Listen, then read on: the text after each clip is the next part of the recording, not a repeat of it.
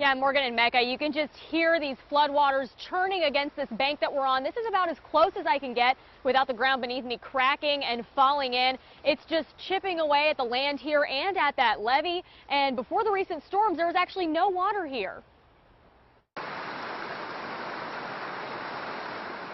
These rough waters have washed away more than 100 acres of this land.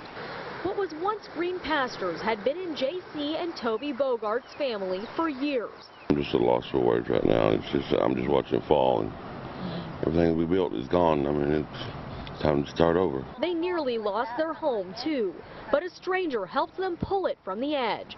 As the remaining land around these perilous waters continues to crack, crumble, and collapse, the family wonders what's become of their cows, swept away. Sky 5 shows crews working to keep this dam from crumbling into violent water. On a positive side, and we try to stay pretty positive, we're going to have some serious noodling spots. So we're looking forward to it. Well, I am. He won't, but I am. No, there's snakes out there. There are. They definitely have a really good attitude about it all.